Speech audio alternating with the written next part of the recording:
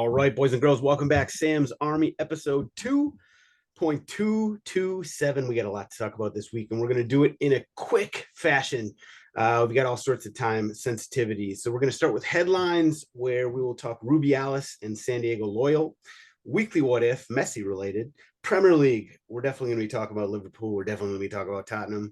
Got to talk about maybe Everton, and then maybe some other stuff. Around the world, just some quick USMNT updates, and then stoppage time with Ivan Toney's best bets and everyone's favorite segment, GOAWs, of course. Now it's time to welcome in this panel, this week's panel of beauty, not beauties. All the Tweedles are on the road. But I'm confident that we will have plenty of bloviation for the group. We actually have Bloviator in Chief here with me, and I don't actually mean that bloviator, but he does get paid to talk about soccer, so he is a professional, whereas the rest of us are mostly amateurs. Tyler Terrans is back, looking good, sporting the Liverpool red, loud and proud over there, and we will get into why, no doubt, later. Also, he just worked out, so his buys and tries and nipples are looking fantastic. Where have you been lately? Oh, around the world and back again. Orlando this past weekend, doing Orlando City and St. Louis City. Great game at Exploria. Great atmosphere, drama of the highest order. In between a move from Chicago to New Jersey, currently making camp in the great city of Cincinnati. Was at the Cincinnati Inter Miami game as a fan, the U.S. Open Cup semifinal. So just living the dream, baby, quite literally. Living the dream in Cincinnati. Okay, well, listen, I have nothing but respect for the soccer culture of Cincinnati, so I won't actually talk shit about it. Let's get right to it. As I said, we're keeping this short. We'll see what people think about my abilities to try and keep it short, which is kind of a running joke behind the scenes. I tell these guys every single week, don't worry, I'm going to keep it short. And I never, ever, ever do. This time, I actually have no choice. You have no choice this episode. You have zero. Choice. Like you literally don't have. We got a hard deadline. We got a hard out. So we're going to get all we can into the next 30 or so minutes. So we're going to start with the first headline, and really the biggest headline of the week, maybe the only headline that anybody's talking about. Luis Rubiales, who is the president of the Spanish Soccer Federation. This guy in this situation has just blossomed, and blossom is the wrong word. It's just sort of, it's gotten worse, bigger and bigger, and worse and worse and worse. So this guy, for anybody who's living under a rock, he's the guy that he kissed one of the players as they were right after they won the World Cup. They're going through the line, they're getting their medal. He just grabbed her face and kissed her on the mouth. And he was doing some other stuff. I mean, he was kind of hugging everybody, which, you know, that's kind of understandable, but the kiss was obviously over the top. She then said, you know, I didn't like it. And then it turned into a whole situation. Now, the backdrop of this is there's been discord between the players and the federation, or at least the players and the coach, for a long time. Vilda had somehow just survived whatever was the beef was, and I think, you know, probably he had the backing of this Luis Rubiales. And now, so Rubiales, he did the kissing thing. He celebrated Spain's win right next to the princess or prince by grabbing his crotch, Michael Jackson style. Like, the guy is he's out there, just to begin with. And then you've got this kissing thing. Then you got, like, his response to the kissing thing was he went on this rant at a press conference, and he just said, I'm not going to resign. I'm not going to resign. I'm not going to resign. I'm not. And it just, like, got louder and louder. It was just, like, ridiculous little sort of monologue. And then if they pan to the crowd, and, like, the only person clapping was, like, the coach, you know, Vilda. Is just such a strange situation where the federation has come out with a press release saying that Hermoso, who was Jenny Hermoso, was the woman that he kissed, you know, the Spanish star who he just, like, kissed on the mouth. They came out with a statement that she's like, yeah, I didn't say that. So it's like this situation has gotten so weird, and then now it's gotten even weirder over the last 48 hours, where, you know, FIFA's coming down on him. All the players from around the world, men and women, are basically saying this is ridiculous, he needs to go. His mom just went on a hunger strike in a church in southern Spain over the treatment of her son. This is just straight up bonkers. This is what the world of soccer just brings to the table sometimes. I love the drama of it. I hate the situation. I hate the fact that this is overwhelming the fact that the Spanish women just went out and won the World Cup. That's like my takeaway from it. I hate this, but what's your takeaway? What's your thoughts on this whole situation? I feel like the same as everybody, which is just that like doth protest too much. Like, what? Why are you so adamant that this is a witch hunt, and why are you so adamant that you're so innocent? The crazy part is if he had come out and said, you know something, it was inappropriate. Sorry. The moment got the better of me. I sincerely apologize. It's not professional. This does not happen anywhere else in the game. And I hope that the ladies can forgive me. I hope that she can forgive me. And I'm so sorry that this is detracting from the fact that we just won a World Cup. If the federation sees it fit that I resign, if FIFA sees it fit that I resign, then I'll take that on the chin. And I ask for everybody's sincerest apologies. If he had said that, we're probably not talking about any of this. He's probably not enduring this protest from literally the entire soccer world outside of him and his mother at this point, and he probably keeps his job. Instead, he feels like he needs to be what he thinks is anti-woke, and now he's gotten the entire angry mob at his back, and there is no chance he keeps his job after this. It's only a matter of time. And this is why in this day and age, it is so important to, when you make a mistake, own up to it, look the person in the eye that you wronged, apologize, be a man or a woman about it, and just get on with it and take your lashings. And if it means that you lose your job, it means that you lose your job. At least you go away with dignity. Now you're going to go away with no dignity, and you're probably never going to work in the federation again. And who knows what sort of position you're going to hold. But I'm with you. This takes away from the fact that the Spanish women just won the World Cup. It's disgusting, and his protest and the whole thing is so over the top, and it's just too much. It's way too much. So I'm over it. I'm done with it. 100%. I agree. We're going to talk about it this week on the podcast, and hopefully we'll never talk about him again. It's so ridiculous. And I actually agree with you. This doesn't have to necessarily do with soccer. It's just like, when did it become just like a sign of weakness to apologize and admit you were wrong? Like that part of society, I just do not understand. But it worked for some people, I will say that. Anyway, let's just focus on the fact that the Spanish women deserve a lot of credit and a lot of attention for the good that they did, and fuck this douchebag, borderline scumbag guy. We'll see what's worse, a douchebag or a scumbag? I feel like douchebag is maybe less malicious. So I'm going to say douchebag is not quite as bad as a scumbag. Scumbag means, I feel like scumbag means there's intent behind it. Yes. I feel like douchebag sometimes can be like, oh, that guy's he's just a douchebag. Like, he doesn't know it. I think, listen, we as a human being and a male tend to, and who went to college, I feel like I've acted like a douchebag here and there every now and again. So, but it wasn't necessarily evil or malicious intent. That's where the line between, for me, douchebag and scumbag comes in. Okay.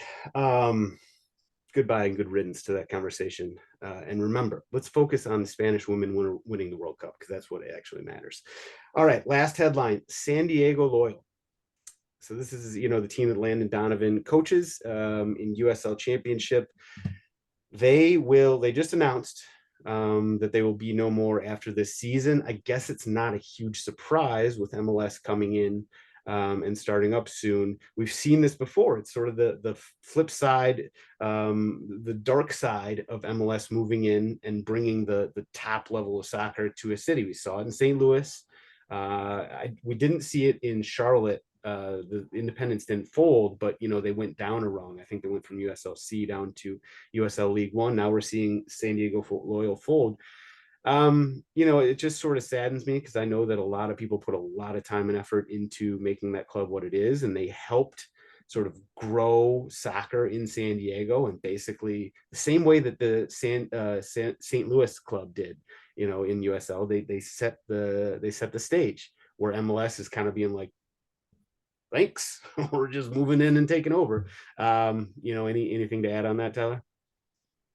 No, I think you hit the nail on the head, and it just goes to show that running a soccer franchise in this country that's not in MLS is really difficult to do, even if you do have a great following like San Diego does. And if you look at the wave. I mean, they have a great following and Snapdragon can be rocking and the whole thing. But like the fact of the matter is that with the state of flux that lower division soccer is in right now in America, it's just really difficult to keep something consistent, and like not really knowing what the future of MLS Next Pro is and USL Championship and where that all fits in, and the rumors of Pro Rel and USL Championship, and then the vote that didn't happen at the summer showcase. It's just a mess, and it's just sad to see any.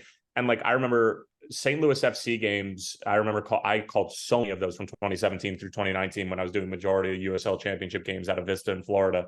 And they're a great fan base, and the St. Louligans, you know, so many of those crazies that support St. Louis City now started out with St. Louis FC, which of course is now defunct. But like, it's just it's sad. I think you hit the nail on the head. That's it. Just sad. And like we were saying, like focus on the fact that Spain, the Spanish women won the World Cup. Let's also try and focus, you know, and give some credit while they're still around to the San Diego Loyal. Like anybody who's in the area, obviously go out and support them. And you know, it just stinks. All right. Weekly riff, a quick one. So this one got me, what the situation with Ben Cremaschi got me thinking on this one. So there's talk of him maybe being called into the September camp, U.S. men's national team. I don't know if that'll happen. I do think it's like clearly the kid is a talent. Maybe that's a bridge or two too far, a little too early. But anyway, what got me thinking about it is that the rumors of Messi apparently trying to recruit him to Argentina just got me thinking. What if you put yourself in Ben Cremaschi's shoes? Obviously, we can't just we're not going to be making a national team, but maybe we'll put ourselves in Ben. You don't know shoes. that. We don't know that yet. We don't know that yet. I still have my one-time switch, so you know, if God knows Malta, so if somebody needs you know, like an over the hill striker who can not run but can maybe score goals, give me a call. But Ben Cremaschi, so put yourself in his shoes. If Messi was recruiting you to make the switch to Argentina, Lionel Messi is like, come play for Argentina. I mean, would you do it? I mean, your initial gut reaction is like, how do you turn that down? But like, you need to realistically look at that situation and how difficult it is to break into the Argentine national team versus the US. Now, keep in mind that both midfields are pretty young, but like, if you're Cremaschi, you're not playing significant minutes in important tournaments, at least for 2 World Cup cycles. And then you're what, 20 or you're 30 at that point. No, yeah, he's like 18 now, isn't he? You missed. He's 18. Okay, yeah, so you're 26. Like, you're not playing over Adams, you're not playing over McKennie, and you're not playing over Musa, and you know, Timmy Tillman's now in the argument. So like, there's just a lot of people that you have to fight behind. If it's Messi who's coming knocking, obviously it means more, and he wouldn't come knocking if he didn't already have a conversation with the federation and say like, you have to take a look at this kid, and you have to give him an opportunity. I don't know if you can turn it down, but at the same time, like, you just have more of a chance to play and get opportunities with the US, in my opinion. And for what it's worth, if anybody's interested, in my opinion, I don't think he's ready to go into a camp yet. Well, no, that's not true. He might be ready to go into a camp. He's not ready to make a roster. I think a camp appearance would be really good for him. I don't necessarily think that putting him on a roster or anything is worth anybody's time, because there are other players that have much more of a chance of providing some sort of service in 26 that need to be in camp. Yeah, I think that's fair. But shout out to him. The fact that the how quickly his ascent, like just being around Messi has that, and how good is David Ruiz been too? I mean, everybody wants to talk about Robert Taylor, but like, David Ruiz has been sensational. Cremaschi has been incredible. Like, it's next level. The whole thing is just out of control. I'm not here to, like, you know, pump the GKU's tires, but also Drake Callender, he's been playing pretty well too. So shout out. He was playing pretty well. He was playing well before this, and everybody knows. But now he's getting more attention, right? Now that focus is on him, he's getting more attention and all that. And listen, with that attention comes pressure. And so, you know, it's not so easy to do that. So shout out to all those guys who are lifting their game. All right, Premier League time. Whew. This week is all about dirty to me. Talk so dirty to me. Right? It's all about confidence, probably false confidence, bravado. Just like you and me, we are coming off of, you know, we're in terms of like where Liverpool and Tottenham's sort of fan sentiment is right Stop the now. vote.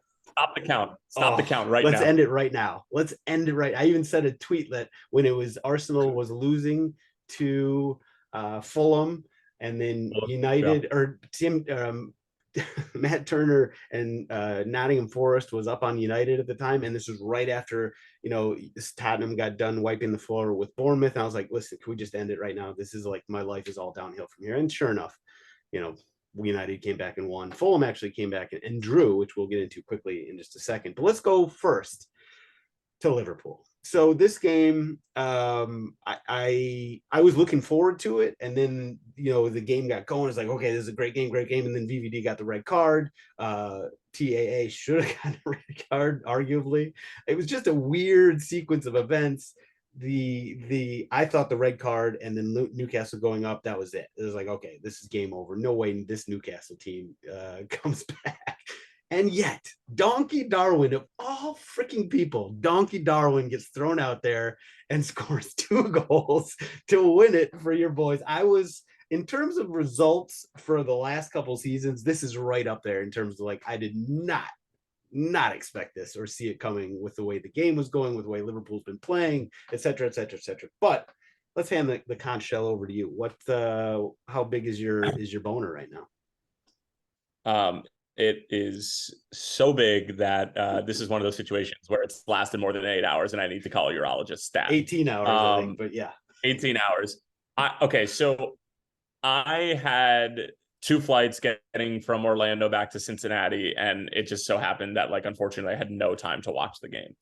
So I'm following on my phone when I can, and I land, and, like, I see that we're down a man and down a goal. I'm like, Jesus Christ, it's like, it's over. Like, we're not back. We never came back. And then I see the equalizer, and I'm like, wow, what a point this would be if we could hang on. And then I see your text to me as I'm trying to make my way through CVG and trying to, like, get out of the airport and head back. And I'm just like, and then you say to me, I need you on the pod this week. And I was like, oh my God, there's no way that we scored another one, is there? And I just start yelping in the middle of the airport, just furiously scrolling Twitter, trying to find these 2 goals. And the fact that, like, Nunez's name pops up twice. Okay. There's a couple of things here. So I was recording the Fire podcast earlier today, and my producer was like, Tyler, like, he's like, go off. And I'm like, listen, I want nothing more than to just tee off on everybody right now. But I need to be careful. Number 1, because they're so painstakingly early. Number 2, so unbelievably lucky. Number 3, Nunez will probably never have a better game or more important 15 minutes in his Liverpool career. Yeah. Then he did. Like, but fuck all of you. We are so back. And, like, all of you. And I'm saying you, Sam. I'm saying all of you people who've been listening. I'm saying Mikey. I'm saying Mitch. I'm saying the fact that I know that I haven't been consistent on this pod recently in terms of appearances. All of you have been forgetting who exactly this team is, what our name is, the Mentality Monsters, and who, in fact, Jurgen Klopp is. And you're also forgetting that Nunez, for all of his donkeyisms and for all of his donkey shit, okay, and the shit that comes out of the donkey, this is what he can do. And yes, most games he needs 14 chances in order to score 2 goals instead of just needing 2 chances. By the way, the ball from Salah is one of the passes of the year. For him to squeeze it through that window and for it to have the weight, for it to stop in front of Nunez, so that he doesn't even need to take a touch. And then the finish, good Lord Almighty, my nipples are lactating as we're talking about it. Like, that is it's week 3, okay? That is a win that I promise you is going to do things to this locker room that, like, I don't know were going to happen unless we had some sort of proof of concept like this. We needed something like this. Oh my God, I'm dizzy. Okay, we can talk about Spurs now. I was glowing all day yesterday. And, like, so I cannot tell you how many times I've watched those 2 goals. And then watching, and then somebody stitched together, like, a split screen with Jurgen's reactions and then and Nunez's 2 goals. Klopp's face is just, it's so much testosterone and it's so much hate. He literally has never lost to Eddie Howe, and that's why Eddie Howe hates him so much. Has never lost to him when he was at Bournemouth, when he's at Newcastle, and then remember the draw that we had against them last year too. That was last second, or I think it was a win. We just can't. It doesn't matter the situation. We can't lose to Eddie Howe ever. We have, like, he is in our back pocket. He is Klopp's son. I love this team so much. Oh, well, basically everything you just said about Liverpool, except for the historical, thing about us being mentality monsters, because we being Tottenham are not. We're the opposite of that. I'm so happy watching Tottenham, right? It's just so much fun. Like, okay, let me put a little bit of a damper on it and say who we played so far. We played at Brentford, we played Bournemouth, and we played United. And United is not playing well right now. So we really haven't played anybody. But my God, it's just fun. Doesn't matter. It doesn't matter. You guys are fun. They're fun to watch. Exactly. We're trying to score goals. We don't even have a 9, and we're fun. I mean, what's a 9? We don't have a 9. Nunez is not a 9. Jota's not a 9. What's a 9? Fuck 9s. Who needs a 9? I agree. Nobody needs a 9. Pep won the title without a 9. But yeah, I'm so excited. I'm so happy. Like, I'm ready to be heard again. And I actually mean it this time. I'm just so ready. And I know it's going to happen soon.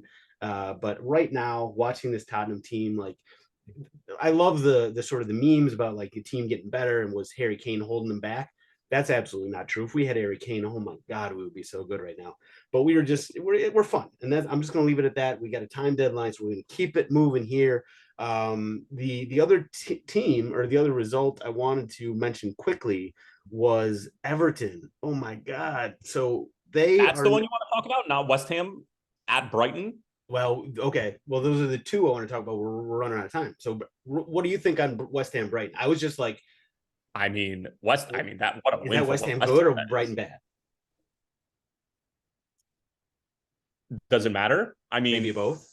I think it's both, but like, fuck me, that's an incredible win for West Ham. Yeah, and I watched it, and like they weren't like dominating the game or anything, but they just took 2% possession. They took all their chances. Of course they did, and Brighton had 25 shots. Good Lord. Yeah. I love it so much. Premier League is so fucking back. Brighton is so bad. This is not a negative thing long term for Brighton. This isn't some sort of like they've been exposed. Brighton is still really good. They're still really good. I just think, Premier League is back. West Ham is not bad, and they took all their chances, and shit happens sometimes. But the reason I want to bring up Everton, so they're on a grand total of 0 points from 3 games right now. They've scored a grand total of 0 goals in 3 games. Like this ship it feels like it's sinking. I saw that first game that they played. Who was it against? Their first game of the season against Fulham. They should have won that game. If they had won that game, things might be very, very different right now. But after losing to Fulham, getting spanked by Villa, and then somehow managing to lose to Wolves, I just feel bad for Everton fans at this point. It's just... I feel bad for Arsenal fans because the title race is over. You can't lose to Fulham at home like that and expect to win the title against City. So now they didn't lose; they only drew. They lost. It felt like a loss. It felt like a loss. Of course, 10-man Fulham. You can't lose that game. Okay, we'll move on. In fact, we're not even going to do round the world. We're just going to tell you, because I'll do it. We'll fill it in next week. But it was an interesting week for U.S. men's national team players. Luca De La Torre picked up an injury. There might have been some other injuries, but Pulisic the man is back. The baby Jesus is absolutely back. Yunus Musa. Dan Ciro loves this guy. They love him. Love him. It's just, I'm so excited for him to be back. Obviously, there's good and bad with Weah and McKennie. Essentially, Weah is first on the depth chart, and McKennie is second behind him, which is a little weird. They got to move McKennie to central midfield. Anyway, we're going to move on to best bets quickly. I went 1-1 yet again last week. Barrow and Wrexham somehow. Wrexham. I was just reading it. My brain doesn't work sometimes. It was 1-1, which is very unfortunate. My other game, though, Vikingur Reykjavik and Breidablik in the Iceland league, was 5-3. A casual 5-3 result, no big deal. So your boy came up big on that one. Now, quickly, do you have anything for us going into this weekend? In terms of what? Best bet. Oh, best bet. Excuse me. I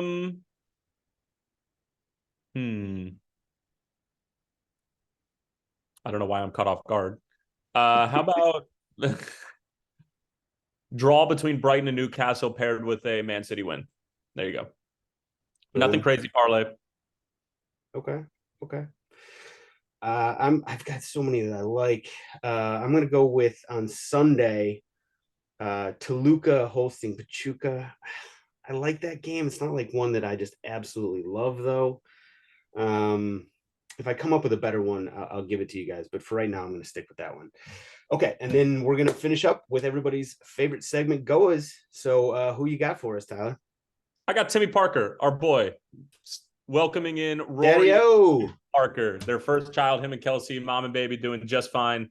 He missed the game against Orlando, but big news for the Parker family. Very happy for them. Mazel tov to the Parkers. Yeah. 100%. Shout out Royan. What is it? Ryan Rory? Royan. You just combined the first and middle name. I love it. Rory Ryan. That's a lot closer than I normally get. But yeah, shout out to Timmy. I'm sure he'll be back on the pod before long. My GOAWs. I'm going to give out a shout out to Mike Dean, who is, everybody knows what Mike Dean's all about at this point, and that is attention whoring. Well, he's back, and so there were two things he could have done at this point. The first one was just sort of do nothing, shut your mouth, and, go with the flow. But instead of just doing nothing, as a normal human being might have done, Mike Dean decided he was going to go out of his way to mention to some reporter somewhere that he had basically turned a blind eye to a mistake his mate, Anthony Hudson, the referee, who, everybody knows the English referee. So Mike Dean was VAR of the game a couple years ago where Chelsea and Tottenham were playing each other. And near the end of the game, Romero grabbed Mark Cucurella's hair and just threw him to the ground. It was pretty clear to anybody with eyes. Now, to be fair to Anthony Hudson, he can't be everywhere at once. He can't see everything at the same time. So this is a perfect case of what VAR was brought into use for, right? So Mike Dean, being the VAR official, was the one that looked at this incident. And according to Mike Dean, after the fact now, he decided he would not have Anthony Taylor go look at it in the VAR screen because he felt like, Anthony Hudson, am I saying Anthony Taylor or Anthony Hudson? Good Lord, my brain. Taylor. Anthony Hudson. Anthony Taylor. He thought Anthony Taylor was under too much stress and like he was already sort of getting too much grief.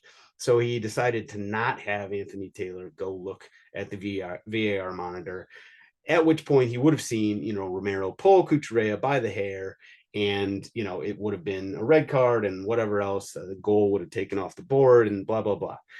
So Mike Dean decided to help out his buddy, Anthony Taylor, at the time by not doing anything.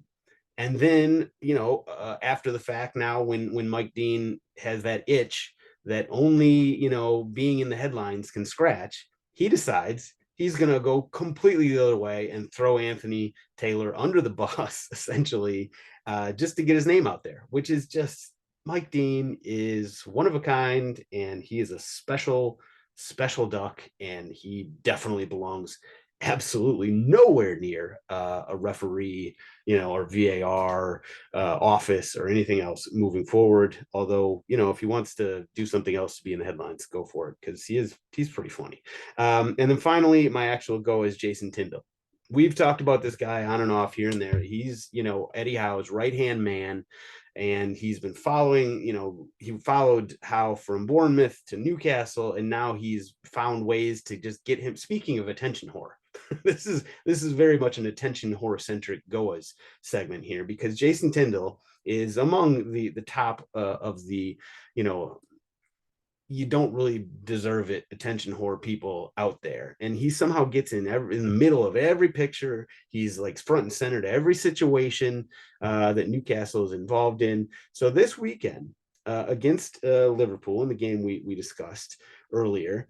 So I don't know exactly the situation, what the situation was, but Jason Tyndall was photographed looking at Klopp, who was looking at him. They were looking at each other dead in the eye, and Jason Tyndall gave him one of these looks, or hand gestures, which, listen, that's a ballsy move to be doing to pretty much anybody, especially to an opposing coach of a team who is as dangerous as Liverpool. And sure enough, what happened? Liverpool, Klopp, I should say, pulled the magic lever, put Donkey Darwin out there. Donkey Darwin scored 2 goals. Liverpool won on 10 men, beat Newcastle, and of course, Klopp, being the kind of low key shithouser guy that he is, was photographed looking back at not Bournemouth, Newcastle's bench, and giving him the shh gesture right after the final whistle, which is just a beautiful move. I should actually be giving the go to Klopp, but the fact that Jason Tyndall somehow, some way, wormed his way into the discussion. After all, I guess I kind of got to give it to him for both being a dumbass and getting dunked on by Klopp, but also just doing what he does and finding his way, kind of like Mike Dean, into the headlines again. So shout out to those 2 guys. And that is all we got. This is a really, really historically quick episode. We'll be back with a little bit longer and more expansive discussion next week. If you guys like the shorter version, let me know. I'm always all ears for ways to tweak the program. But I will say this: I want to switch my Goa. I figured it out. There were some other games that I like. I like Gladbach hosting Bayern. That's probably gonna have some goals. But here's my actual Goa. It's no longer Pachuca and Toluca. It is Monaco hosting Lens. These 2 teams are scoring for fun. This game has goals written all over it. I love, love, love the over in Monaco Lens. So let's go get rich together. Thank you, everybody, for listening, and we will see you again next week.